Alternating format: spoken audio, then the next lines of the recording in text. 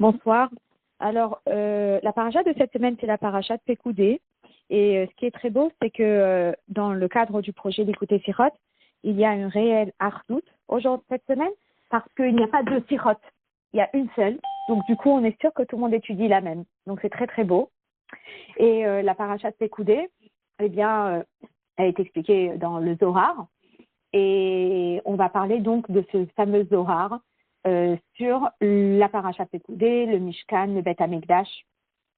Voilà, préparation à la Géoula. Alors, Itab Zohar Parachatenu, il est écrit dans le Zohar de notre paracha, chez Kaacher Aaron Higia Lemkomo, lorsque le Aaron, il est arrivé à son endroit, sa destination finale, qui était donc à Yerushalayim, à l'Eben Ashtia, sur cette pierre à partir de laquelle tout le monde a été créé.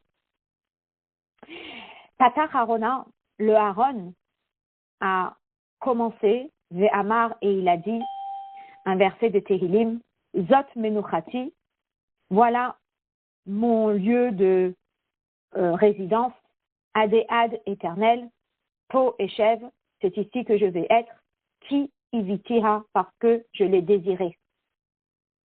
Donc c'est l'endroit de Menucha, Makom Menucha, c'est là où il est enfin posé, enfin je me pose ici. Et sur ce Zohar, eh bien, il y a plusieurs avis. On va parler de 3 avis différents. Il y a l'avis qui est Rabbi Yessa. Qu'est-ce que dit Rabbi Yessa?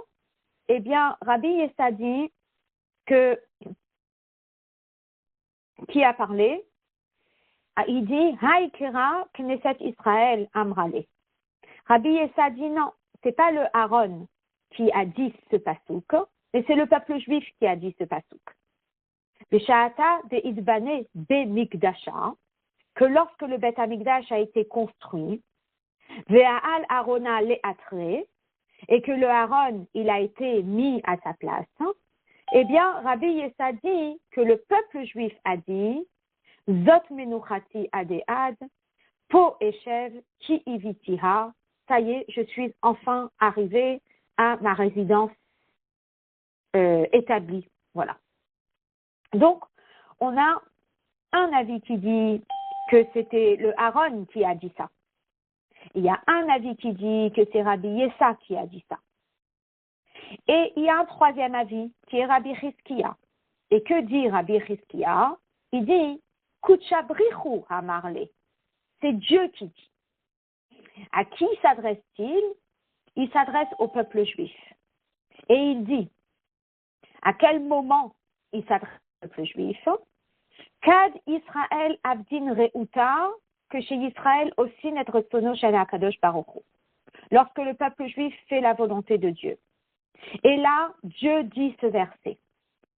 Deha Kedin, parce qu'à ce moment-là, Kuchabrichu Yativ al Kurse Yekare, Hachem il est assis sur son trône de gloire, Vechayas al Alma Uvracha Veshalom, et il montre une certaine empathie, compassion pour le peuple juif, une certaine affection particulière pour le monde. Uvracha Veshalom, et la paix et le shalom, Vechavivuta, et cette affection de Kula Ishtakar, que chacun peut ressentir, ou que Din Amar, et donc il dit, Zot Menuchati Adead, c'est mon lieu de résidence. Menucha. Alors, c'est quand même très intéressant, parce que on a ce Zohar qui apparemment est divisé en 2 parties. Dans les 2 premières parties, le contexte, c'est le Aaron qui arrive au Beth Amikdash.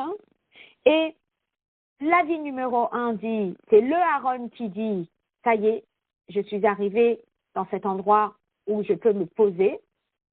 Et puis, on a le deuxième avis qui dit, non, c'est pas le Aaron qui parle, mais c'est le peuple juif qui parle. Et le peuple juif qui dit, ça y est, on est arrivé à destination. Par contre, dans le troisième avis, on ne parle pas du tout du contexte du Beth Amikdash, on ne parle pas du tout du contexte du Aaron arrivé dans le Beth Amikdash, mais on parle d'Akadosh Baruch Hu qui s'adresse au peuple juif. Lorsque le peuple juif fait sa volonté, il y a une certaine menucha, où Hachem, il est paisible. Et Hachem, il est pris d'une affection tout à fait particulière pour le peuple juif. Alors, le Sir Haniré de Pashtout, selon ce qu'on voit, Nechlekot Gimel Adeot Shebezohar Lishtaim, on divise les trois avis du Zohar en deux grandes parties. Bet Adeot Arishonot Be'etem Lipshutam Shel Ktuvim. Dans les deux premiers avis, eh bien, on suit le sens simple du texte. Ha'oskim Bisman Biyat Aaron Limkomo, qui fait référence au moment où le Aaron il arrive au Beth Amikdash. Et ça, c'est dans Melachim. Et là, chez le Dea Echat Amar Aaron Zot Menuchati Adead, Veilu le Deat Rabbi Yesa, Knesset Israël Hishe Amra. La seule nuance qu'on peut trouver pour l'instant, c'est que dans le premier avis, eh bien, c'est le Aaron qui parle et qui dit « Je suis arrivé à cet endroit où je suis enfin posé ». Et puis, selon Rabbi Yesa, c'est le peuple juif qui le dit, mais ça reste le contexte de arriver à destination finale. J'arrive au Beth Amikdash et le Aaron, il est enfin placé dans le Beth Amikdash. Alors, les Déa Ashlishit, mais selon le troisième avis,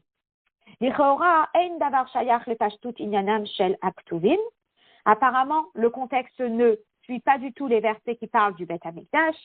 Biat Aaron imkomo bekodesh hakodashim, les psukim qui parlent du Aaron qui est emmené dans son endroit dans le Kodesh HaKodashim. On parle plutôt de Dieu qui a un comportement très affectueux pour le peuple juif lorsque le peuple juif fait sa volonté. Mais il y a quelque chose qui n'est pas clair.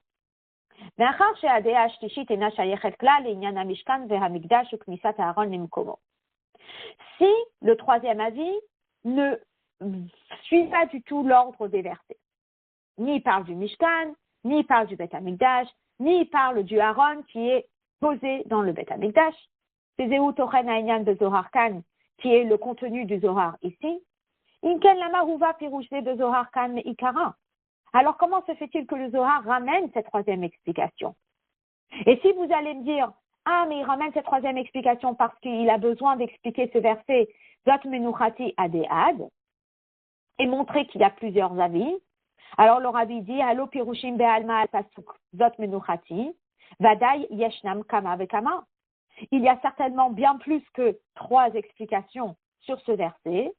Et donc, de la même façon qu'on n'a pas cité les autres explications sur ce verset, il n'y aurait normalement pas lieu de citer la troisième explication qui apparemment n'a aucun rapport avec les deux autres. Voilà.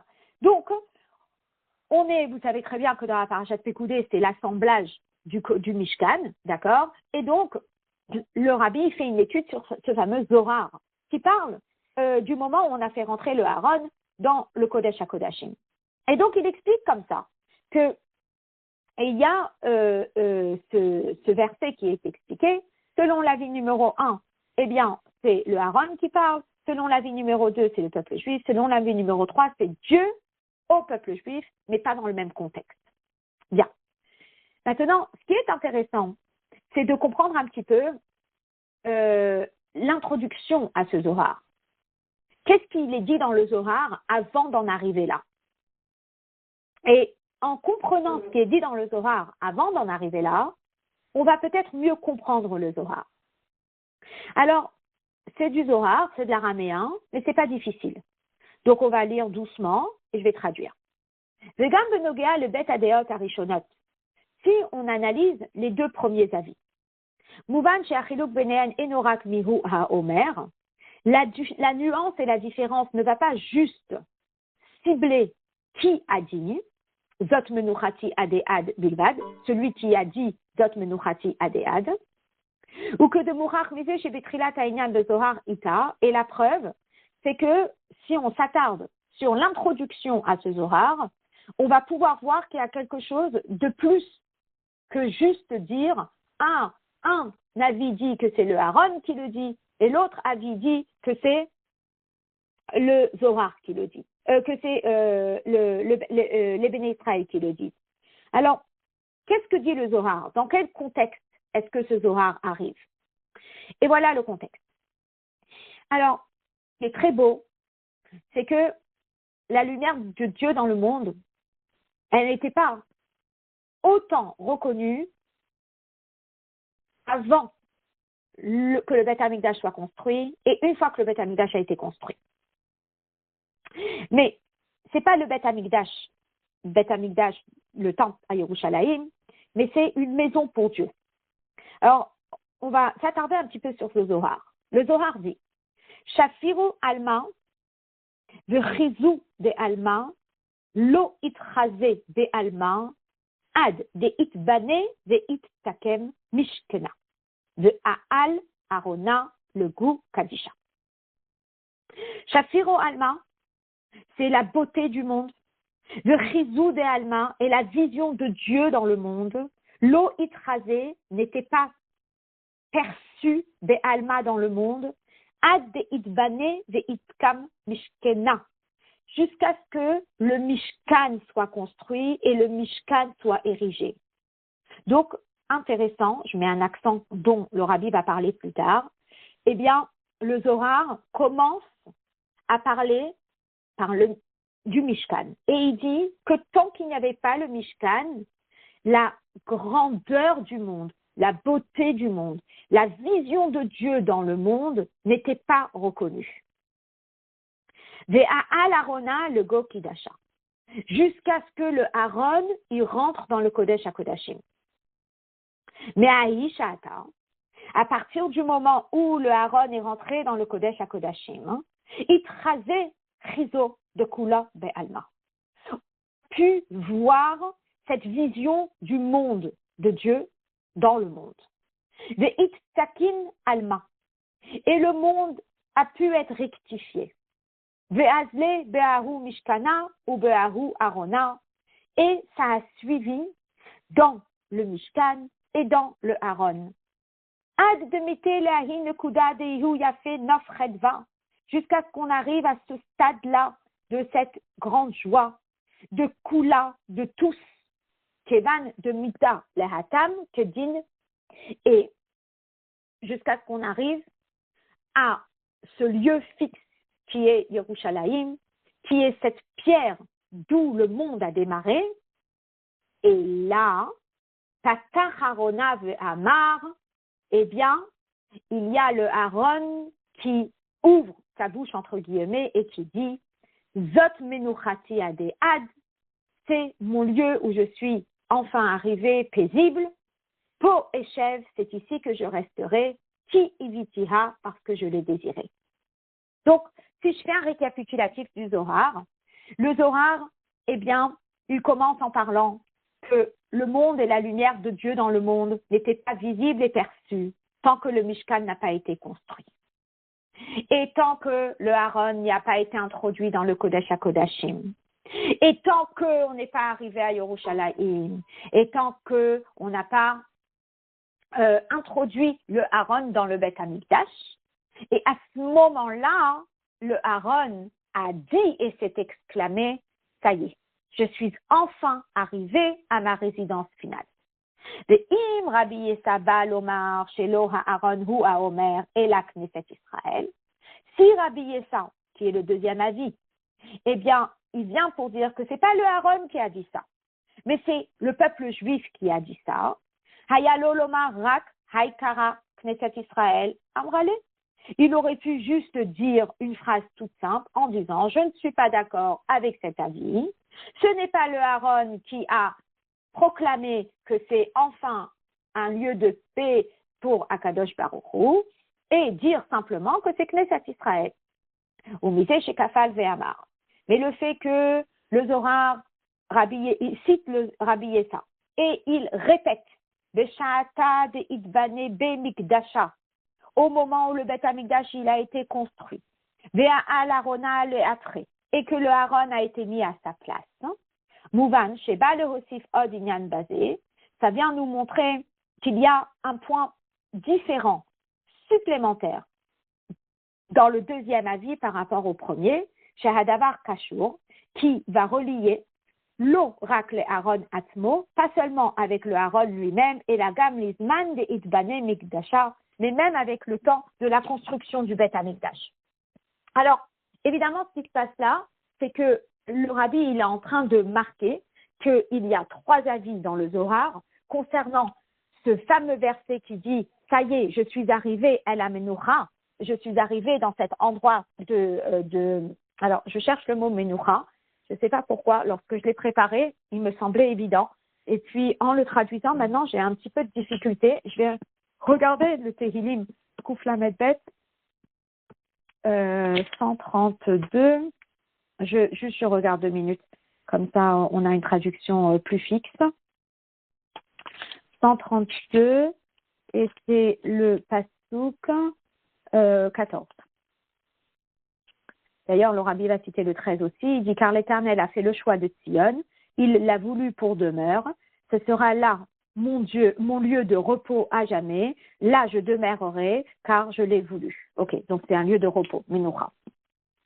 Ok, donc quand le Aaron il a été placé dans le Beth Amikdash, eh bien l'avis numéro 1, le Aaron a dit « Ça y est, je suis enfin arrivé dans mon lieu de repos ». Le deuxième avis dit que c'est les bénis Israël qui l'ont dit. Le troisième avis dit que c'est dans un autre contexte et on va revenir dessus. Alors, le Rabbi continue et il dit Vehainu, she'achiluk ben gimel adeot hu bishtayim. Finalement, on doit dire qu'il y a 3 avis, mais les 3 avis, eh bien, c'est pas seulement qu'ils ne sont pas sur le même avis sur qui a dit ce verset, mais dans quel contexte ce verset a été dit. Il y a 3 avis sur qui a dit « Je suis enfin arrivé à mon lieu de repos ». Est-ce que c'est le Aaron qui l'a dit? Est-ce que c'est le peuple juif qui l'a dit? Ou est-ce que c'est Akadosh Baruch Hu qui l'a dit? Et il y a aussi le contexte. Alors, selon l'avis numéro 1, le contexte, c'est le Aaron dans le Kodesh HaKodashim, dans le Beth Amikdash. Et l'avis numéro 2, la même chose. Et puis, l'avis numéro 3, eh bien, c'est Zman d'Israël Abdin Reuta. C'est lorsque le peuple juif fait la volonté de Dieu. Donc, on voit qu'il y a quand même quelques petites choses qu'on va devoir clarifier. D'accord? Et pour l'instant, il y a des choses qui ne sont pas très claires. Mais une fois qu'on va l'étudier, la sira, c'est très clair et limpide parce que c'est une sira très structurée. Donc, quand c'est structuré, on peut rapidement faire un récapitulatif. Alors, dans un premier temps, le Rabbi va poser quelques petites questions. La première question qu'il va poser, Tochen achiluk ben shte adeot arishonot, kevan shel bet adeot medubar kan al derer man echad ve'inyan echad, ve'al arona le'atre, mahu tochen achiluk ben amirat arona le'amirat knesset Israël. Si je regarde le contenu des 2 premiers avis, on est en train de parler d'une même période et d'un même contexte. On est en train de parler de la période où le Aaron, il est monté et il a été installé à sa place dans le Kodesh HaKodashim, dans le Beth Amikdash. Alors la question va être, quelle va être la différence si c'est le Aaron qui a dit « Ah, enfin, on est arrivé dans mon lieu de repos » ou est-ce que c'est le peuple juif qui dit « Ah, enfin, on est arrivé dans mon lieu de repos » Ensuite, Ma inyana shel hakdama aderech hamishkan. Comment se fait-il que le Zohar trouve que c'est important de mentionner le Mishkan avant de mentionner le Beth Amikdash? En disant Ve'aftene ve'itkam Mishkana ve'al arona le gu kacha be'Mishkan, où il dit que tant que le Mishkan n'a pas été construit, tant que le Mishkan n'a pas été érigé, et tant que le Aaron n'a pas été placé dans le Kodesh HaKodashim, eh bien, la vision de Dieu n'était pas dévoilée dans le monde. Les Adéa Arishon, selon le premier avis, Kevan Shapasuk Lot Menuchati Adead, Kai Behagaat Aaron le Bet Amikdash, c'est quand même un petit peu étonnant qu'on donne une introduction sur le Mishkan pour aboutir à un fait qui s'est passé dans le Bet Amikdash. On est des années plus tard, des centaines d'années plus tard, et on n'est pas du tout dans les mêmes lieux. Alors c'est quand même intéressant que le Zohar, il parle de la période où on se trouve dans le Mishkan pour aboutir à la période où on se trouve dans le Beth Amikdash. Donc finalement, le Rabbi va faire un lien entre tout ça. Alors, Habiour, voilà l'explication. Donc si vous avez des petites questions sur cette première partie, eh bien, elles vont être clarifiées à travers la sira. Donc, Habio, voici l'explication. Hachiluk ben gimel adeot hu. Si je fais un récapitulatif des trois avis, Mahu ikar ha'inyan de Mishkan ou Mikdash, ce qui est intéressant, c'est de savoir quel est le point fort du Mishkan, quel est le point fort du Beth HaMikdash.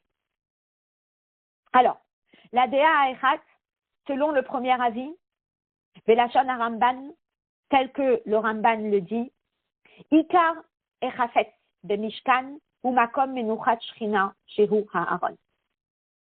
Le désir d'Akadosh Baruch Hu dans le Mishkan, le désir principal d'Akadosh Baruch Hu dans le Mishkan, c'est d'avoir un endroit où sa Shechina puisse résider.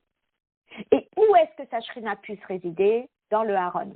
Alors c'est quand même très intéressant parce que ça relie un petit peu au Tanya qu'on a vu les derniers jours où on était en train de parler de la joie qu'une personne peut expérimenter lorsqu'elle contemple la grandeur d'Akadosh Baruch Hu. Et on nous dit que de nos jours, c'est très difficile de contempler la grandeur d'Akadosh Baruch Hu parce que les moments où on a eu l'occasion de contempler la grandeur d'Akadosh Baruch Hu, eh bien, ça n'a pas pu se faire. Et pourquoi? Parce que c'était le moment du don de la Torah et c'était tellement puissant pour nous que notre âme, elle a quitté notre corps. Donc, Akadosh Baruch Hu, il fallait bien qu'il trouve un endroit où faire résider sa Shrina. Et où est-ce qu'il a choisi de le faire? Dans la Torah. On nous dit dans les 4 amot de Halacha. Et donc finalement, Hachem, il cherche à poser sa Shrina. Et où il va choisir de la poser? Dans les tables de la loi. Et elle se trouve où? Dans le Haron. Qui se trouve où? Dans le Kodesh HaKodashim. Alors, tant que le Haron n'est pas rentré dans le Kodesh HaKodashim, HaKadosh Baruch Hu n'est pas posé. Velachen, Aliba de Deazo, selon cet avis-là, dès que le Haron a été entreposé dans le Kodesh HaKodashim, Tatach Harona ve'amar, le Haron, qui est le lieu où Dieu a fait résider sa Shrina, s'exclame et dit « Ouf, je suis enfin arrivé dans mon lieu de résidence, je suis enfin arrivé dans mon lieu de repos. » Lorsqu'il est arrivé dans cet endroit qui est le Kodesh HaKodashim. Donc, selon cet avis, qui est le premier avis du Zohar, la raison principale pour laquelle Akadosh Baruch Hu a demandé qu'on lui fasse une résidence ici-bas et qu'on lui fasse un Kodesh HaKodashim, c'est pour qu'il puisse avoir un endroit où faire résider sa Shrina. Par contre, le Da'ad Rabbi Yessé, selon le deuxième avis, qui est Rabbi Yessa, Ikar inanam shel ha-mishkan ve'ha-mikdash hu, le point principal du Mishkan et du Mikdash, c'est quoi? Sheyiye le Israël makom kavua lavodat Hashem. Que le peuple juif ne soit pas errant et vagabond, que le peuple juif puisse avoir un endroit où servir Dieu. Velachon HaRambam, comme le Rambam précise, Baït, une maison, Mukhan Miot Makrivin Bo HaKorbanot, où tout est prêt pour qu'on puisse offrir des sacrifices, V'chogogin Elav, Shalosh Pe'amim Bashana, et faire les fêtes 3 fois par an, Pesach, Shavuot et Sukkot. Et Inyanze Nif'al Be'ikar, et quand est-ce que ça a pu enfin se réaliser de façon fixe, et je mets fixe parce que le Rabbi va en parler plus tard dans la Sikha, Besha'ata Be'id Benebe Mikdasha. Quand le Beth HaMikdash a été construit, vous allez me dire pourquoi pas le Mishkan? Alors, je vous explique à l'avance, c'est parce que le Mishkan, il n'est pas fixe, alors que le Beth HaMikdash, c'est fixe. Ve'al Arona le'atre, et que le Aaron, il a été introduit dans le Kodesh HaKodashim. Ve'azai matsu le Yisraël Beth HaMikdash ve'avoda. Et à ce moment-là, le peuple juif a enfin eu un endroit où ils peuvent venir de façon fixe pour servir Dieu. Et pour cette raison-là, Knesset Israël Amra. Il y a la vie qui dit, non, c'est pas le Aaron qui s'exclame, c'est le Knesset Israël qui proclame. Et qui dit quoi? Ça y est, Baruch Hashem, Zot Menuchati. Ça y est, enfin, je suis arrivé à mon lieu de repos, à mon lieu de résidence. Les dates Rabbi Chizkia. Par contre, selon l'avis de Rabbi Chizkia, Ikar inyanam shel ha-mishkan ve'ha-mikdash, quelle est la raison principale pour laquelle il y a un Mishkan et pour laquelle il y a un Beth HaMikdash?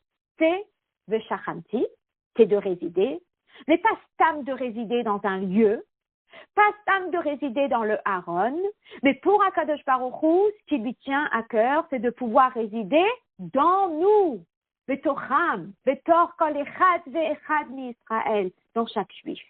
Haïnou, c'est-à-dire, chez Menuchato shel Akadosh Baruch Hu, que Dieu, il va retrouver une sérénité et un repos et un bien-être, Keshura biyoto shochen ben betor Israël, lorsqu'on le fait résider parmi le peuple juif. Velachen, Zvirale, selon Rabbi Chizkiya, il apprend de Kuchabrichou à Marlé al Knesset Israël que ce verset où il dit enfin j'ai ma zone de repos, ça va être lorsque nous allons faire résider Dieu parmi nous. Et quand est-ce que nous allons faire résider Dieu parmi nous? Lorsqu'on va faire sa volonté. Lorsqu'on fait la volonté de Dieu, on fait une place pour Dieu dans notre vie. On fait une place pour Dieu dans nos vies personnelles, dans nos vies à nous. Alors Hachem, il dit quoi? Hachem, il s'exclame et il dit au peuple juif, Zot menuchati adéad.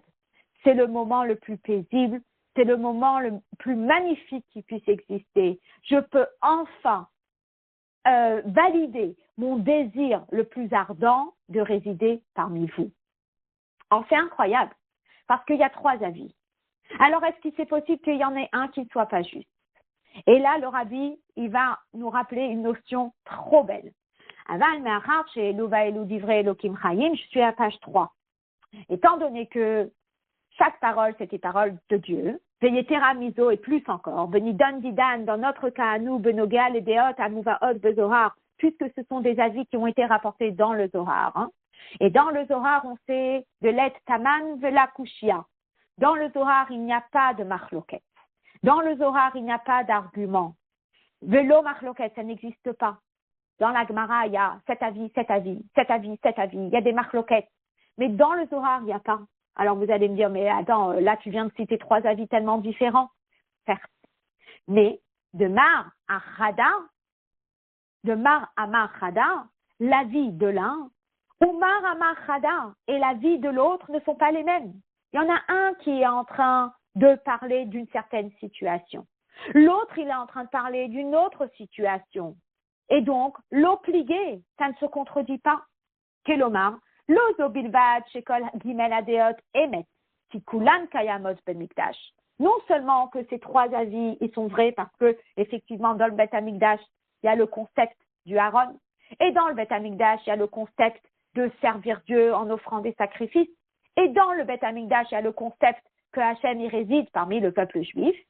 Et là, Yeter alken, mais plus encore, kol adeot kayamot beofen ikri ou bepoel. Il est possible de faire en sorte de comprendre que c'est pas seulement que ces 3 concepts, ils existent, mais il est possible de comprendre que ces 3 concepts, ils sont principaux. Alors vous allez me dire, c'est pas possible. Si un, il est le principal, les 2 autres sont secondaires. Comment est-ce qu'on peut dire que les 3 sont principaux? Alors très simplement, parce qu'on ne parle pas des mêmes périodes dans la vie du peuple juif. Donc, il y en a un qui est le principal à la période A, il y en a un qui est le principal à la période B, et il y en a un qui est le principal à la période C. Et donc, là, le rabbi va expliquer. Lorsqu'on parle du Bet Hamikdash, on a effectivement 3 grosses périodes dans l'histoire du peuple juif. On a la période du Mishkan, d'accord? Et après, quand on est rentré en Eretz Israël, il y avait le Mishkan Shiloh, et le Mishkan à Nov, et le Mishkan à Giv'on, avant qu'on arrive à Yerushalayim. Et après, il y avait la période du Bayit Rishon et Bayit Sheni, les 2 Bet Hamikdash. Et après, on a Bet Hamikdash Tel Atid, le 3e Bet Hamikdash. Et c'est très beau, parce que ces 3 notions, du Mishkan, des 2 Bet Hamikdash et du 3e, on les retrouve dans la paracha de cette semaine, dans le premier verset de la paracha. Qu'est-ce qu'on nous dit? On nous dit, et les Pekoudé à Mishkan, voici les contes du Mishkan, Mishkan Ha'edut, le Mishkan de témoignage. Et les commentateurs de commenter, à Mishkan, Mishkan, il est écrit 2 fois le mot Mishkan. Pourquoi? Parce que Remez, c'est une allusion, le Mikdash, au Beth Amikdash, chez Nitmashken, qui a été pris en gage, Bishne Chourbanin, par leur destruction. Donc, ce qui est incroyable, c'est que dans ce verset, à la fois on parle chat du Mishkan, et les Pekoudé à Mishkan, Mishkan à Edout, tout le décompte du Mishkan, donc c'est le Mishkan, mais en allusion, le fait qu'on parle de deux Mishkan, ça fait référence aux deux destructions du Beth Amikdash, où Dieu, il a pris le Beth Amikdash en gage.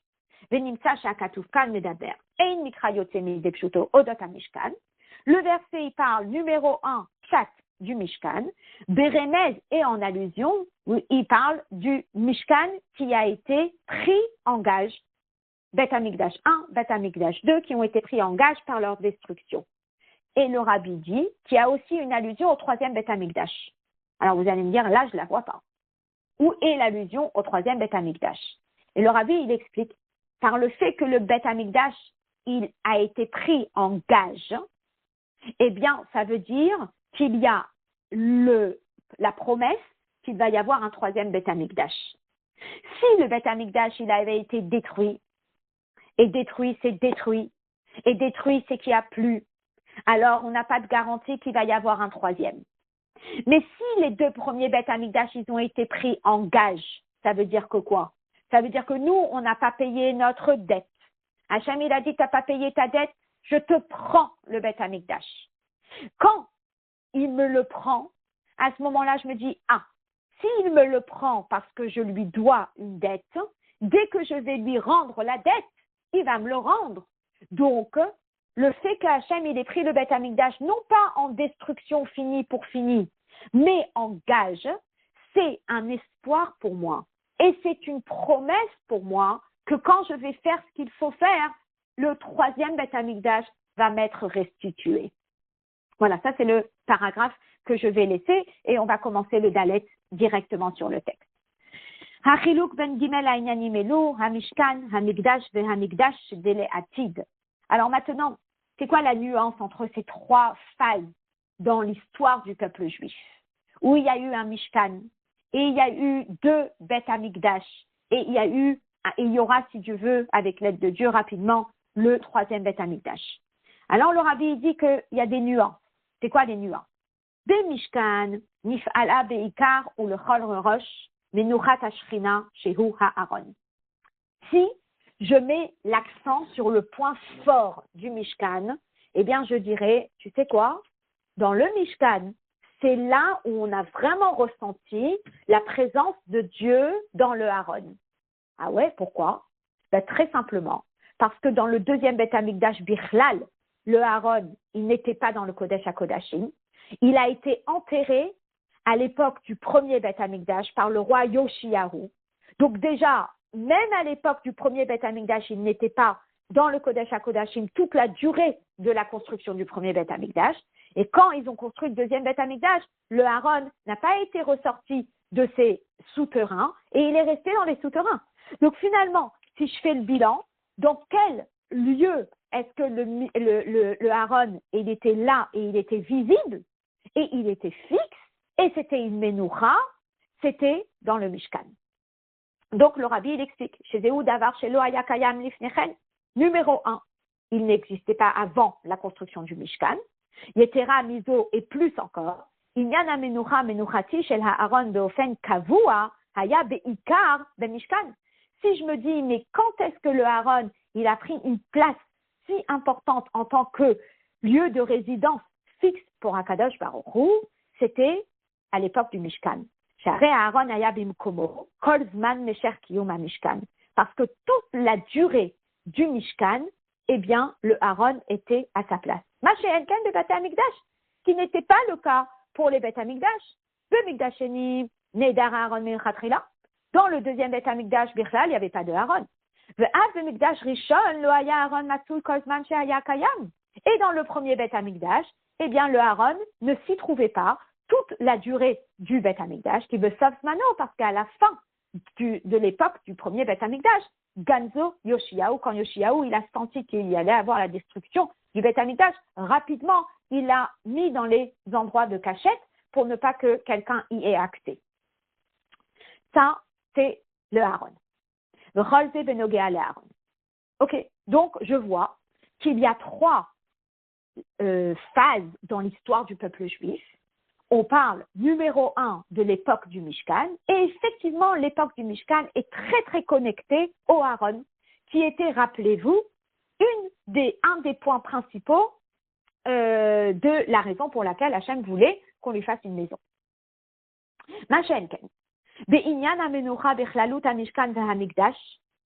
Si maintenant je suis en train de parler de la Menoucha, de là où Hachem, il va enfin être posé et il va enfin pouvoir déballer les valises, c'est où? Ça, c'est pas dans le Mishkan. Pourquoi c'est pas dans le Mishkan? Parce que un Mishkan, il y a tout le temps, le Makom. Le Mishkan n'était pas un lieu fixe. On est toujours en voyage, on est toujours dans les valises, on peut pas les déballer. Nikra Orel, c'est une tente. Velo Ayabo Inyana Kviyut Veha Menucha, on ne peut pas dire que le Mishkan était un lieu où on était là, fixe, et on peut enfin se poser. De Beth Amikdash. Par contre, le point fort du Beth Amikdash, c'est qu'on est enfin arrivé dans une maison fixe.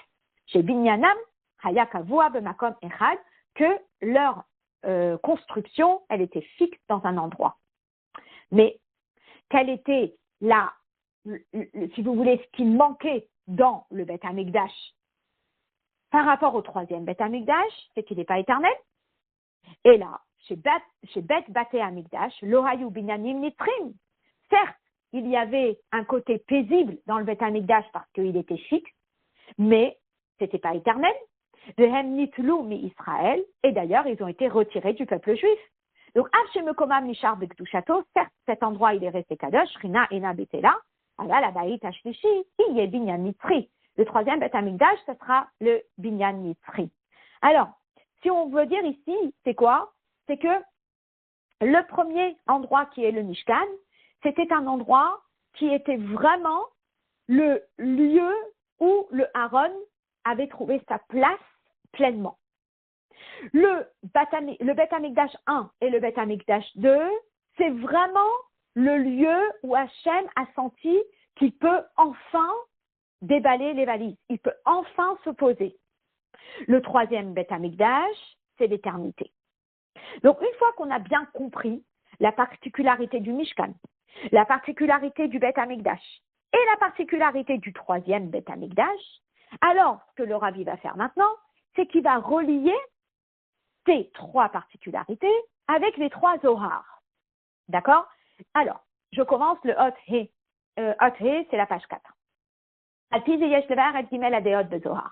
Maintenant, on va pouvoir comprendre les trois avis du Zohar. Le premier avis. Patar Arona ve'amar dot menuchati adead. Le Aaron proclame et dit Zot menuchati adead. Je me sens enfin prêt à me poser. Je suis, voilà, Zot menuchati. C'est mon lieu de repos.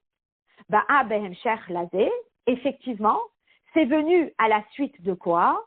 Eh bien, à la suite de la construction, de l'érection du Mishkan, Ve'al Arona, le Go Kotsha, et que le Aaron a été introduit dans le Kodesh HaKodashim. Ki inyan ze shel menucha, hamityaches be'ikar el ha'aron, parce que ce repos qu'a ressenti le Aaron, hatralato ve'ikaro nifal'u be'mishkan, ça a démarré et ça s'est réalisé d'ailleurs pleinement dans le Mishkan. Donc si vous voulez, le point fort de la Menoucha de Dieu, lorsqu'on dit que c'est le Aaron, eh bien je vais l'associer à quelle construction? Je vais l'associer au Mishkan.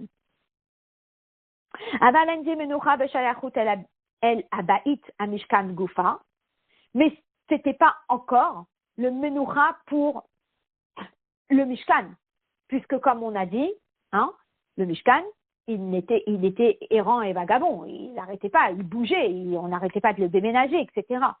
Mais la reine de Nogéa et Israël, C'est pour cela que lorsqu'on parle du peuple juif, Mahu hamakom ve'haba'it shebahu elav, quand est-ce qu'on peut dire que le peuple juif, il a enfin un endroit fixe où il peut aller? Ça, l'okibatem el amenucha ve'el anachala, lorsqu'ils étaient dans le désert, on ne peut pas encore dire par rapport au peuple juif que eux, ils sentent qu'ils ont une maison fixe. Parce que le peuple juif, eh bien, il était encore en train de voyager. Il était encore en mode camping. Donc, si vous voulez, ce qui est très fort, c'est que ça va dépendre de ce qu'on regarde. Quand est-ce que le Aaron, il s'est enfin senti paisible et bien? C'était à partir du moment où on lui a fait une place. Et quand est-ce qu'on lui a fait une place?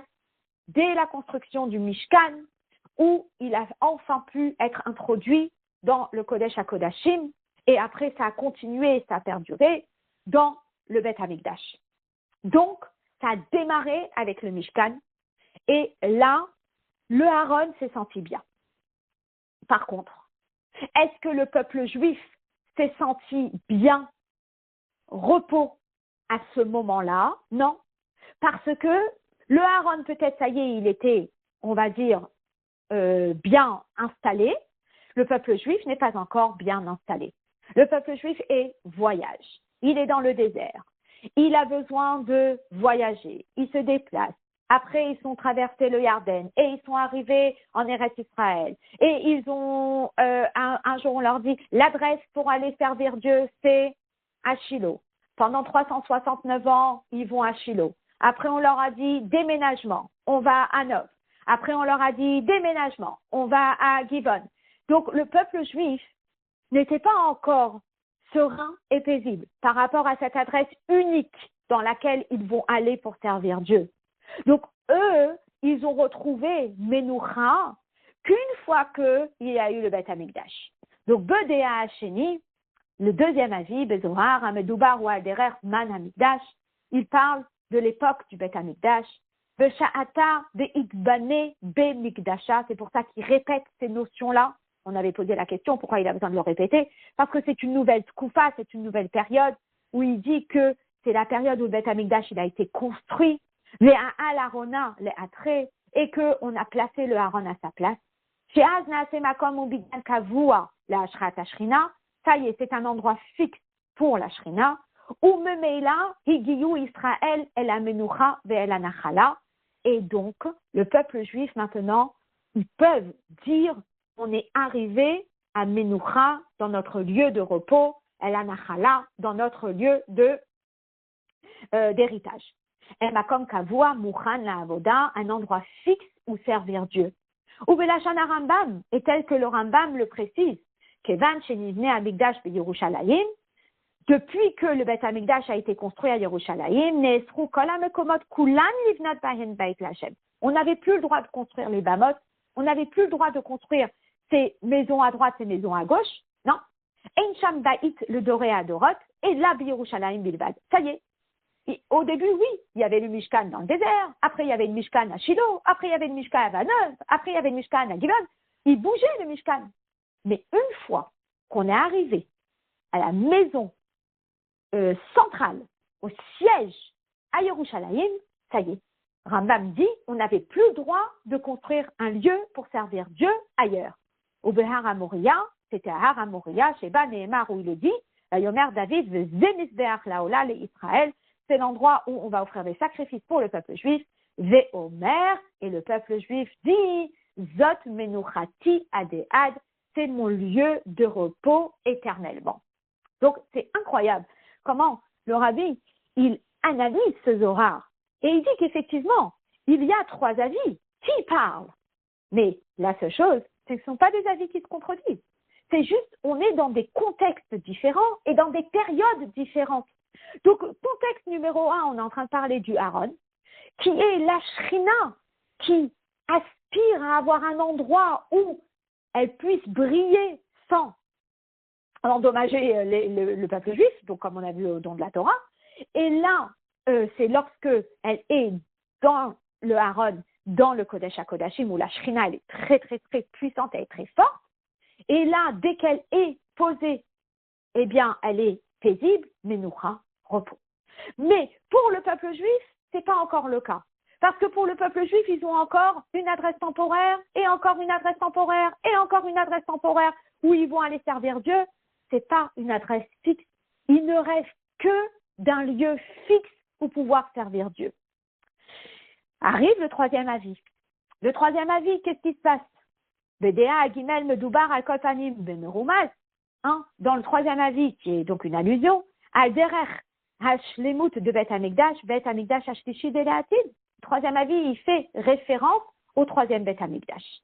De Bisman, chez Israël, Yimleu, Bishlemut, Edrotono, Vekavanato, chez la Kadosh Baruch Hu. Lorsque le peuple juif aura fait la volonté de Dieu. Kad Israël Avdin Reote. Hayinu Bishlemut. Lorsque le service du peuple juif sera parfait. Ils ont fait la avoda, ils ont fait le service de Dieu. Alors à ce moment-là, Yiyeh Abaït Mitri, le Bet Hamikdash, il sera éternel. Chez Lo Yinatel mi Yisraël et Olam, il ne sera plus retiré du peuple juif. De Az. Et à ce moment-là, qui va enfin respirer? Qui va enfin se sentir bien? Qui va enfin se sentir en zone de repos? Akadosh Baruch Hu. Mais à qui s'adresse-t-il? Il s'adresse au peuple juif. Et il dit, Zot menuchati adead. Ça y est, on est ensemble. Ki hashraat Akadosh Baruch Hu be'Israël hi be'ofen shel menuchati adead. C'est lorsqu'Akadosh Baruch Hu, il va résider, mais pas Sam, il va résider dans le monde. Il va résider parmi le peuple juif. Mais pour qu'il puisse résider parmi le peuple juif, il faut que le peuple juif lui fasse une place. Et ça, eh bien, ça va se faire de façon shlemut, de façon parfaite, à l'époque de Mashiach, au troisième Beth Hamikdash. Et ça sera be'ofen shel menuchati adead, menucha v'nachala nitrit begilouy, ça sera réellement le repos pour Akadosh Baruch Hu de façon dévoilée.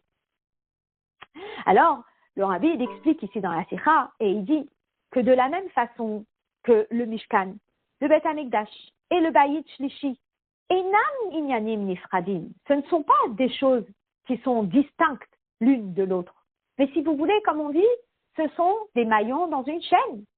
On a commencé, le premier maillon, c'est le Mishkan, qui va emmener un deuxième maillon qui est le Bayit Rishon, qui emmène un autre maillon qui est le Bayit Sheni, qui va emmener un troisième maillon qui est le Bayit Shlishi.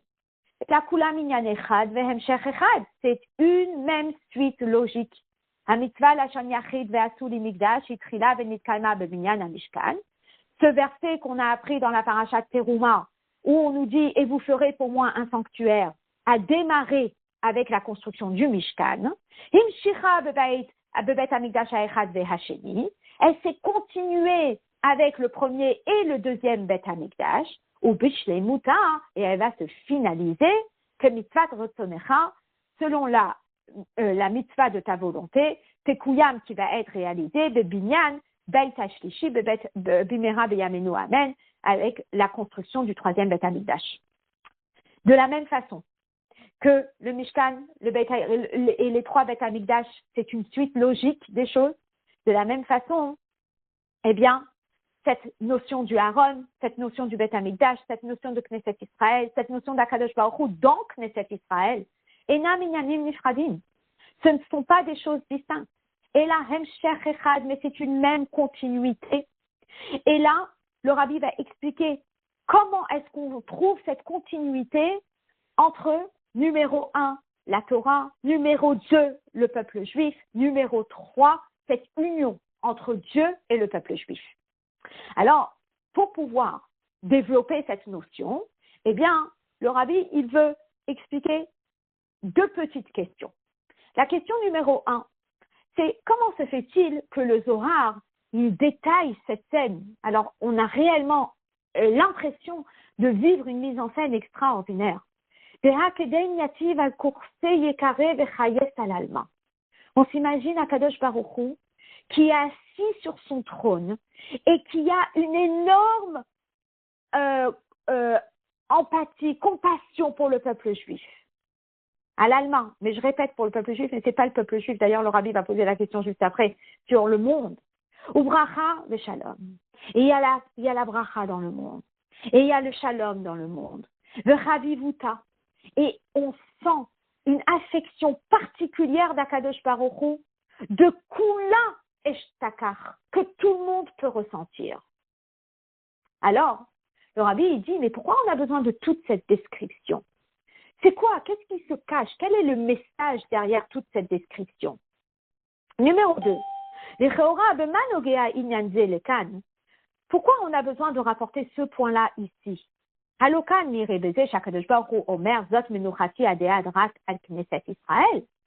D'après ce qu'on avait compris dans le Zohar, c'était Dieu qui s'adresse au peuple juif, qui a fait sa volonté et qui lui dit « Je me sens tellement bien maintenant. C'est bracha, c'est shalom. Il y a un réel terrain où je peux vous montrer mon affection. C'est une union très forte entre Dieu et le peuple juif. » Donc on a l'impression que c'est réellement ce lien fort entre Dieu et le peuple juif qui peut enfin se marquer par notre comportement. Mais bizarrement, quand on lit le Zohar, on a l'impression qu'il y a aussi le monde qui est impliqué. Parce qu'il est écrit dans le Zohar, Chayes al-Alma. Il a cette attitude d'affection particulière pour le monde. Mais est-ce que c'est pour le monde ou est-ce que c'est pour le peuple juif? On a l'impression que c'est pour le peuple juif, mais dans le Zohar, on parle du monde. Alors le rabbi, il relève cette précision et bien sûr, il va l'expliquer pendant à la suite de la Sikha. Rabbi, on va et voilà l'explication. Lorsqu'on nous dit Patach Harona ve'amar zot menuchati adead, lorsqu'on nous dit que dans le Zohar que le Aaron a ouvert et a ouvert la conversation entre guillemets et a dit zot menuchati adead, je me sens enfin bien. Hi avoda de Torah. Ça fait référence à notre avodat Hashem, à notre service de Dieu. Et dans notre service de Dieu, eh bien, il y a plusieurs domaines dans lesquels nous devons servir Dieu. Et lorsqu'on parle du Aaron, le domaine dans lequel nous devons servir Dieu, c'est l'étude de la Torah. Ein be'Aaron, rak shne luchot ha'avanim. Dans le Aaron, il y a les luchot. Et que ça. Ve'hashlemu de Torah hi ka'asher esek ha'Torah hu be'ofen shel menucha. Et une personne, elle peut étudier la Torah et être dans 10 endroits en même temps. Elle étudie, mais elle n'arrive pas à se concentrer. Elle étudie, elle est méboule bélette. Elle est entièrement prise. Par quoi tu es prise? Ah mais je sais pas, je viens d'avoir un rendez-vous tellement compliqué. Oh là là, mais j'ai tellement de choses à faire aujourd'hui. Ça veut dire que finalement, elle est dans l'étude sans être dans l'étude. Elle est dans l'étude, elle est dans plein de choses en même temps. Est-ce qu'on peut dire que c'est Ménoura? Est-ce qu'on peut dire qu'elle est sereine? Elle n'est pas sereine. Quand est-ce que le Aaron, il est serein? Quand est-ce que la Torah, elle est sereine? Quand est-ce que la Torah, elle peut dire Menoucha? Quand est-ce que la Torah peut dire Zot Menouchati? C'est lorsqu'on étudie la Torah, Be'ofen shel Menoucha, de façon paisible, le Lokol Inyanim Amebalbelim, sans penser au avant, sans penser au après. Pense au moment présent. Étudie, investis-toi dans le moment présent. Que Mahamar Razal, comme les Chachamim le précisent, dans le Midrash, on nous raconte, Lo mitna Torah lidrosh, et là, le Ochle Haman. À qui on a donné la Torah? À celui qui n'a aucune contrariété. Dieu, il s'occupe, il te nourrit, il te loge, et il te donne des vêtements, et il te les repasse. T'as rien à faire. Juste assis-toi et étudie. Vous allez me dire, mais maintenant, on ne vit pas dans cette époque du désert.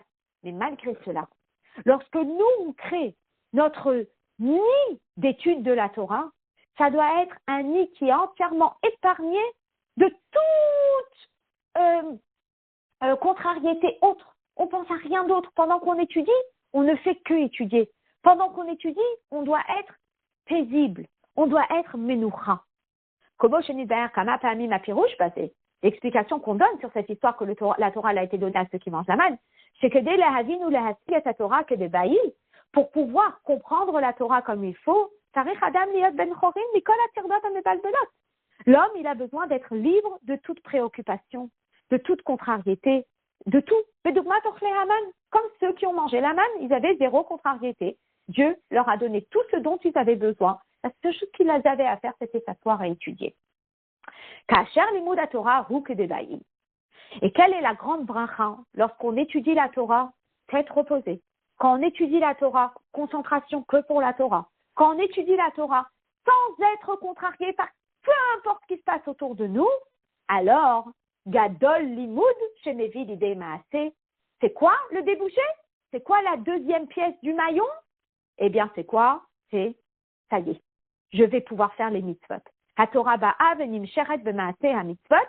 La Torah, elle est suivie par l'accomplissement des mitzvot, ou poelet bahen shlemut, et elle permet à ce que les mitzvot soient bishlemut, elles soient parfaites. J'avais des nif'al à birour shel haolam, et grâce à l'accomplissement des mitzvot, je vais raffiner le monde. Et le rabbi, il dit ici quelque chose de tellement important.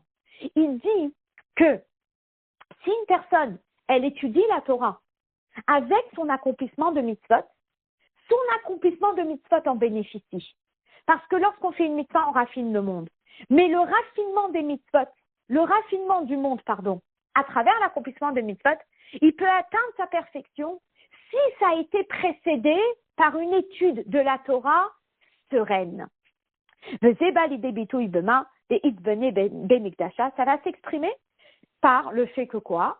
Une fois que j'ai raffiné le monde, eh bien, je vais construire le Beth Amikdash. Alors, j'explique un petit peu ce concept. Ce concept, c'est très simple. On va prendre l'image de nous qui sommes en exil. Lorsque nous sommes en exil, on a un travail, on a une mission. C'est de raffiner notre environnement. C'est de raffiner nous-mêmes et de raffiner notre environnement. Lorsque nous, on raffine notre environnement, on construit un petit Beth Amikdash pour Akadosh Baruch Hu. Dans notre maison, notre foyer, comme on l'a vu la semaine dernière, je construis un petit Beth Amikdash en moi et je construis un petit Beth Amikdash dans mon foyer. Qu'est-ce que ça veut dire construire un petit Beth Amikdash?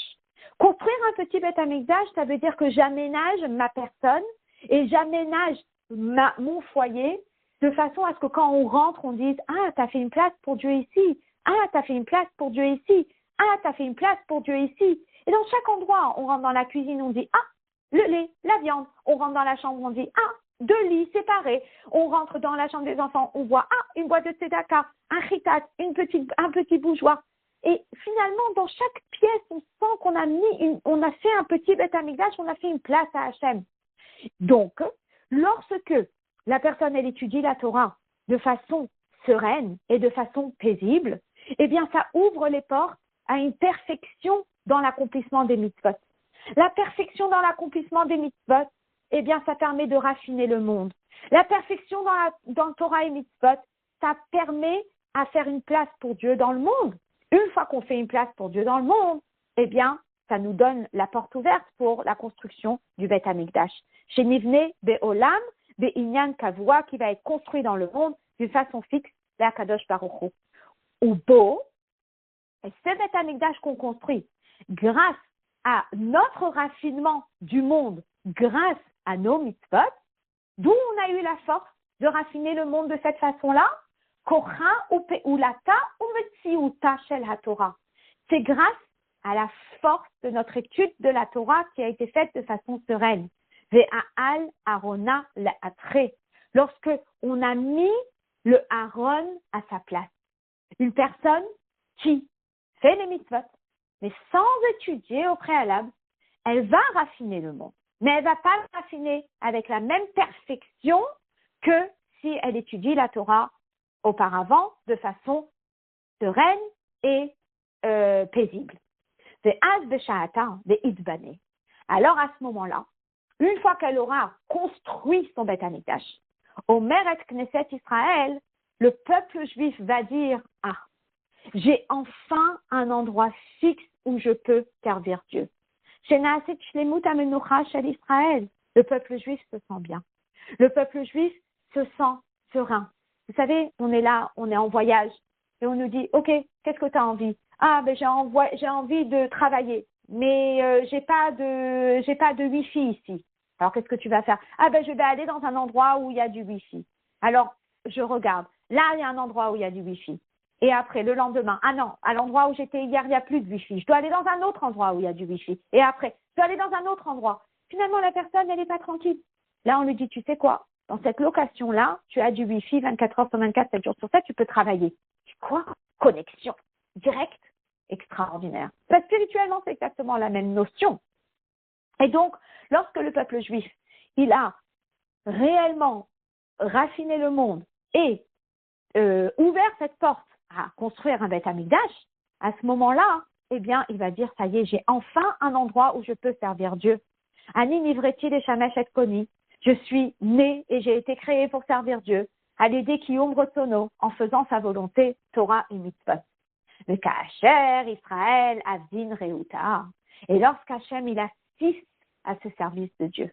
Et lorsqu'Hachem, il voit combien le peuple juif le sert et fait sa volonté, alors qui va s'exclamer maintenant?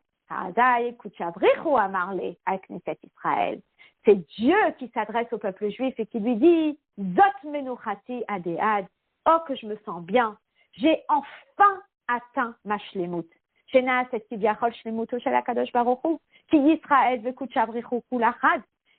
et le peuple juif, ils sont devenus unis, ils sont devenus un. Ça, c'est la shlemut. Ça, c'est la plénitude d'Akadosh Baruch Hu. Alors, le Rabbi, il explique que c'est, si vous voulez, c'est un enchaînement de faits. Dans un premier temps, la personne, elle étudie la Torah. La Torah, elle se sent bien. La Torah, elle se sent à sa place. Ouf, menoucha. Après, grâce à cette étude de la Torah, la personne, elle va faire les mitzvot et elle va raffiner le monde. Alors, elle va faire une résidence pour Dieu ici-bas. Quand elle fait une résidence pour Dieu ici-bas, elle dit, ça y est, j'ai enfin un endroit où je peux aller pour servir Dieu.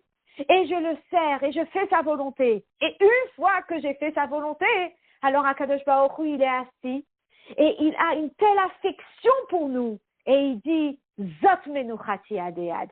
Ça y est, je suis bien, je suis serein, je suis tranquille, je suis dans ma zone de repos. Mon mamshir Zohar. Ou mevirea yalazé. Et le Zohar, il continue et il ramène une preuve à cela. Ou me va bame adavar bali debitouille. Et il explique comment ça s'exprime. Des hakedim kuchabrichu yativ al kurse yikare vechayes alalma. Ça y est, Akadosh Baruch Hu, il est assis sur son trône de gloire et il marque une affection particulière dans le monde. Bracha, il y a la paix. Shalom, il y a la bracha, il y a la paix. Vechavivuta, et il y a une affection de kula ishtakar que chacun peut ressentir. Alors, qu'est-ce qui se passe? On est à cette époque finale où Metziut haolam ena mafriya lavodatam shel Israël. On a raffiné le monde. Et on a raffiné le monde dans sa plénitude. Alors, le monde ne nous dérange plus dans notre service de Dieu. Ve'aderaba, ha'anaga shel haolam gufa, afilu shel hagashmiut, hi beofen shel bracha ve'shalom. Le monde entier fonctionne d'une façon bénie, dans la paix. Bioto makom murchar, c'est un endroit qui est adapté, matim, ou mesayea l'anagatam shel Israël, qui coopère, qui collabore avec le service du peuple juif. Kedin amar, keden amar zot menuchati. À ce moment-là, Dieu dit, c'est ma menucha. Az mitgale shekneset Israël hem machon neshikto itbarech. Le monde peut voir que Dieu et le peuple juif résident ensemble. Shenishlema pnimiut hakavana, que la kavana a été atteinte. L'objectif a enfin été atteint. L'union entre Dieu et le peuple juif de façon dévoilée. Vehaïnyan de dire allo isvarer. Et cette notion-là de résidence pour Dieu ici-bas, la dour, velishkon, de neshamot Israël les mata. La matara, le but, c'est quoi? C'est pas d'avoir une résidence ici-bas. Le but d'Akadosh Baruch Hu, et ça c'est une notion dont on a rarement parlé, la matara d'Akadosh Baruch Hu, c'est pas que tu me fasses un endroit. C'est que je veux résider parmi toi. Ça, genre, tu me fais une résidence et toi, t'es ailleurs. Non, je veux résider betor bene Israël, parmi le peuple juif. Et donc, le rabbi continue en disant, et on peut retrouver ça, cette notion-là, dans le Mishkan, dans le Beth Amikdash, qui sont une même continuité. Au début, ça commence avec le Mishkan.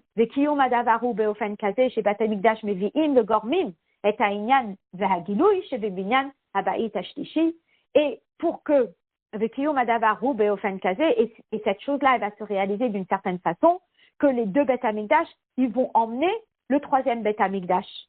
Que Moudgash de Mahamar Hazal, Remed, le Migdash et Mitmashken, Bishne Chorbanin, Alavonotehem Shel Israël. Comme j'ai expliqué tout à l'heure à l'oral, j'ai expliqué que finalement ce qui se passe, c'est que c'est les deux Beth Amikdash qui ont été détruits, qui vont me permettre d'avoir la garantie qu'il y aura le troisième Beth Amikdash, parce que c'est pas Stam que Dieu les a détruits, mais c'est que Dieu, il les a gardés en gage pour que je puisse faire mon travail et les récupérer, ce Beth Amikdash, en troisième Beth Amikdash.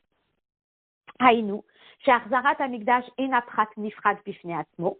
Le fait que le troisième Beth Amikdash, il va arriver, c'est pas un détail, aucun rapport avec les deux autres. Et là, Hadavar Bodugmat Mashkon, mais c'est quoi? C'est entièrement relié avec les deux autres, qui ont été retirés et qui ont été pris en gage par Akadosh Baruch Hu. Chez Amekuman Benetilat Amashkon, parce que toute l'intention, lorsque Dieu il nous retire quelque chose et il le garde en gage, ou les Haftiyar, c'est pour nous promettre, chez Halové Yachzir et Robo, chez Melifneze, que la personne qui a emprunté va rendre la dette qu'il lui doit. Kelomar, chez Zegoufa, chez Beth Amikdash, Aïchad Vachedinit Mashken, le fait que le Beth Amikdash 1 et 2 ont été pris en gage, arrêté Gorem ou Maftiar, c'est une garantie pour nous et ça nous promet que les peuples juifs, il va récupérer, il va mieux se comporter, mais la reine Yursar Lahem, Beth Amikdash, et le Beth Amikdash va lui être rendu. Ça nous rappelle un peu, vous savez, l'exemple d'un professeur. Imaginez-vous, il y a le professeur qui a donné quelque chose, enfin non, l'élève, il a emmené quelque chose, d'accord? Je ne sais pas qu'est-ce qu'il aurait pu emmener. Et il a emmené quelque chose en classe. Et l'élève se comporte mal. Alors le professeur lui retire cette chose-là. Maintenant, il lui dit, il va pas le détruire devant lui, il va pas le déchirer, il va pas le jeter à la poubelle. Il le garde sur son bureau. Et l'élève, lorsqu'il le voit sur le bureau, il voit qu'il le jette pas à la poubelle, il se dit, il va me le rendre. Alors, qu'est-ce qu'il va faire pour que le professeur lui rende? Il se dit, je vais améliorer mon comportement. Et en améliorant mon comportement, eh bien, j'ai des chances qu'il me le rende. Et donc, c'est ce qui va faire en sorte qu'il va améliorer son comportement. C'est exactement la même notion par rapport au Beth Amikdash. Le Beth Amikdash, il a été détruit. Il n'a pas été détruit. Le Beth Amikdash, il a été repris par Akadosh Baruch Hu en mashkon. Il a été repris en Akadosh Baruch Hu en gage. Ok, on a fait des erreurs. Ok, on a fait des bêtises. Mais maintenant qu'on sait qu'Akadosh Baruch Hu, il l'a auprès de lui en gage, alors on se dit, allez, arrange, comporte-toi mieux, fais des efforts, comme ça tu vas pouvoir récupérer ce Beth Amikdash. Donc le troisième Beth Amikdash, il n'est pas dissocié des deux autres, parce que finalement, le troisième Beth Amikdash, c'est le retour du Beth Amikdash qui nous a été pris en gage. Mais alors, ici dans le hot test que je vais peut-être faire à l'oral, eh bien, parce que la sira elle est quand même assez longue, eh bien, le rabbi, il explique que, étant donné que la mitzvah avait assoud l'imigdash v'shachanti betocham, certes, on l'explique concernant le Mishkan, et on l'explique concernant le Beth Amikdash, et on l'explique concernant le troisième Beth Amikdash, finalement, ce verset a été dit, et dans le Pshat, il a été analysé pour le Mishkan, dans le désert. Après, si vous voulez, on l'a dédoublé en disant que c'est pas que le Mishkan, mais c'est aussi le Baït Rishon, c'est aussi le Baït Sheni, et ça va se finaliser avec le Baït Shlishi. Donc finalement, ce que le Rabbi va faire ici dans le hot test, c'est qu'il va nous expliquer que ces trois étapes dont on a parlé dans les trois phases de l'histoire du peuple juif, où la Torah a été le centre à l'époque du Mishkan, le peuple juif s'est enfin senti bien, à l'aise, où il peut venir servir Dieu à l'époque du premier et du deuxième Beth Amikdash. Hachem qui va enfin sentir qu'on lui a fait une place pleinement, ça c'est le troisième Beth Amikdash, ces trois dimensions, quelque part, on peut les retrouver, ou peut-être en petite dose, on peut les retrouver dans la période du peuple juif dans le désert. Comment on peut retrouver ces trois dimensions dans la période du peuple juif dans le désert? Alors le rabbi il explique, cette période on va la couper en trois. il va y avoir ce qu'on appelle les Shiv'at Yemei HaMiluim, les 7 jours on va dire d'entraînement.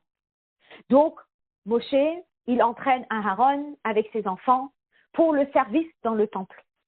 Est-ce qu'on peut dire que tout est fixe? Non, c'est pas fixe. C'est un entraînement. Alors, qui est fixe dans l'histoire? La seule partie qui est fixe dans l'histoire, c'est enfin le Aaron, il est posé dans un endroit fixe. Il est là. Le Aaron, il est là, il est établi, tel que l'explique le Rabbi dans la Sikha. On est à la dernière ligne de la page 6, Behakamat HaMishkan de Parashatenu. Lorsqu'on parle de Hakamat, on a érigé le Mishkan dans notre parasha. Les Achar Vatechal Kol Avodat Mishkan Oel Moed. Une fois que tout est terminé, Hayu Gimel Zmanim. Il y a eu 3 périodes. Il y a eu Zman Hakamat HaMishkan. Il y a eu la première période où on a érigé le Mishkan pendant 7 jours. Là, Aaron Huchnas le Toro, le Aaron, il a été introduit dans le Kodesh HaKodashim. Donc, c'était la première fois où il a été introduit dans le Kodesh HaKodashim. D'accord? Et le Rabbi dit, chez Bo Adayin lo haya Mishkan. Parce que avant, il n'y avait pas encore le Mishkan. Vous savez très bien, si on regarde l'ordre chronologique des faits, eh bien, on a reçu la Torah le 6 Sivan. Après, il y a eu tout l'épisode des 40 jours où Moshe est monté chercher les lourotes. Et quand il est descendu le 17 Tammuz, il a dû les casser parce que le peuple juif a fauté. Ensuite, il est remonté 40 jours pour demander à Hachem de pardonner le peuple juif. Hachem lui dit, OK, va chercher des nouvelles tables. Donc, il va chercher des nouvelles tables et il remonte Rosh Chodesh Elul. Après, il redescend avec les nouvelles tables. Yom Kippour. Talati Kitvarecha, je t'ai pardonné. Le lendemain de Yom Kippour, Moshe Rabbeinu rassemble le peuple juif et il leur donne l'ordre de construire le Mishkan. Maison pour Dieu. À ce moment-là, eh bien, en quelques jours, ils ramassent tout ce dont ils ont besoin. Ils se mettent à la construction du Mishkan qui se termine en Kislev. Mais toute cette période-là, on ne peut pas dire que le Aaron se sent bien. Pourquoi? Il n'y a pas encore de Mishkan. Le Mishkan ne va être érigé que le 23 Adar. Et pendant 7 jours, eh bien, ça va être je te monte, je te démonte, je te monte, je te démonte, je te monte, je te démonte. Et pendant 7 jours, eh bien, Moshe Rabbeinu, il montre exactement à Aaron comment faire. Mais le 23 Adar, eh bien, enfin, le Aaron a été introduit pour la première fois dans le Kodesh HaKodashim. Donc, enfin, on va pouvoir dire Aaron satisfait, Aaron serein, Aaron menoucha. D'accord? Maintenant, est-ce qu'on peut dire que au niveau avoda, au niveau de service de Dieu, c'est stable? Pas encore stable. Pendant les 7 premiers jours, c'est Moshe Rabbeinu qui le fait, c'est pas encore Aaron avec ses enfants, c'est encore ce qu'on appelle un entraînement. Donc, on ne peut pas encore dire qu'au niveau avoda, c'est stable. Donc, quand est-ce qu'au niveau avoda, ça va être stable? Eh bien, ça va être Bayom Hashmini, la Milouim, le 8e jour des Milouim. Là, Aïka Hakamato, le Hamda, eh bien, il a été érigé, ça y est, et puis on va pouvoir commencer la avoda. D'accord? Et après, à la suite de ça, eh bien, à la suite du 8e jour, enfin, la Shrina, elle descend, et enfin, il y a cette fusion et cette union avec le peuple juif, où Hachem, il peut enfin dire, je réside parmi vous. Donc, si vous voulez, on n'est pas dans ce qu'on appelle le désir ultime de chaque domaine, parce que ça va être pleinement validé aux étapes dont on a parlé plus haut. La première étape pendant la période du Mishkan, la deuxième étape pendant la période du premier et du deuxième Beth Amikdash, la troisième étape à l'époque du troisième Beth Amikdash, mais il y a un petit, on va dire, un petit avant-goût à ces 3 dimensions pleinement remplies. On le retrouve un petit peu dans cette phase du Mishkan. Et ça, on le retrouve dans le Hot Tet. Voilà, je vous ai fait un petit topo du Hot Tet. Et on va terminer la Sikha avec le Hot Yud. Et le Hot Yud, eh bien, le Rabbi nous explique comment est-ce que nous, on se prépare au Baït Shlishi, comment est-ce que nous, on se prépare quand on est en exil à cette dernière phase qui est le troisième Beth Amikdash, où Hachem sera assis sur son trône céleste et il va nous regarder avec cette énorme affection. Et il y aura bracha v'shalom ba'olam. Il y aura la paix dans le monde. Le peuple juif pourra faire la avoda sereinement. Et Hachem pourra résider parmi nous et dire, maintenant, je suis arrivé à Menucha v'Nachala. Et donc, comment on fait pour y arriver? Yud, c'est la page 7, c'est le dernier paragraphe. Ha'esek batorat haba'it shebechol hazmanim. Déjà, dans un premier temps, on va étudier. Qu'est-ce qu'on va étudier? Le fait d'étudier toutes les lois sur le Beth Amikdash. Bechol hazmanim, à n'importe quelle période de notre vie, on est en exil, on l'étudie. Mishkan, Mikdash, Rishon, Sheni, on étudie excusez-moi, j'ai fait une erreur de sens. Ha'esek betorat haba'it shebechol hazmanim. Le fait d'étudier la Torah de la maison de Dieu à toute période. On étudie tout ce qu'on peut étudier sur le Mishkan. On étudie tout ce qu'on peut étudier sur le Baït Rishon. On étudie tout ce qu'on peut étudier sur le Baït Sheni, Torah, donc on étudie. Eh bien, Alié Dezé, Ani Ma'ale Alehem, Ke'ilu Hem Oskin Bebinyan Habaït. Je considère, dit Dieu, comme s'ils sont en train de construire le Beth Amikdash. Et ça, c'est l'étape numéro 2. Ou Memela Hadavar Gorem, Shelo Yiye Binyan Beti Batel. Et ça permet que la construction du Beth Amikdash ne soit pas annulée, que Bio Chazal. Et donc, ça représente quoi? Ça représente les mitzvot. Le fait d'étudier, eh bien, ça emmène les mitzvot. Et ça, Memaher, ça active, ou Mezarez, et ça précipite, et Gilouyo, le dévoilement chez la Baït Ashlishi du troisième Beth Amikdash Bepoel, concrètement, Yegale, Veyavo Mishamayim, il sera dévoilé et il viendra du ciel. Voilà, le Beth Amikdash, il est là. Le Beth Amikdash, il est en haut. Le Beth Amikdash, il est dans le ciel. Et Hakadosh Baruch Hu, il attend. 1, on étudie Torah, Aaron. 2, on raffine le monde. Mitzvot, on fait une maison pour Dieu ici-bas. On fait un endroit où Dieu se sent à l'aise. Et pour arriver au numéro 3, qu'il y ait le troisième Beth Amikdash. Et à ce moment-là, Nitkayem Kolanal Bishlemut, chaque phase dont on a parlé dans la Sira, elle va être réalisée Bishlemut pleinement. Shlemut à Torah. On va arriver à la perfection dans la Torah, Menuchat Aaron. Shlemut à Israël. On va arriver à la perfection du peuple juif, Menuchati Shekneset Israël. Et Hashem Kuchabrichu Shalem. Et on va arriver à la plénitude du nom de Dieu, tel que vous savez que pour l'instant, le nom de Dieu, il est Yudke. Et puis, quand Mashiach va venir, il y aura le nom de Dieu entier. Le Galouy, Yiyé, le Ene Kohalamim. Et ça sera dévoilé aux yeux de tous. Achar Kuchabrichu, Amarle al Knesset Israël, que Akadosh Baruch Hu, il dit au peuple juif, Zot Menuchati Adead. Le peuple juif, le monde entier pourra assister à cette union entre Dieu et le peuple juif, à réaliser que toute la raison pour laquelle Hakadosh Baruch Hu, il a créé ce monde, c'est pas seulement liotlo idbarer dira betartonim.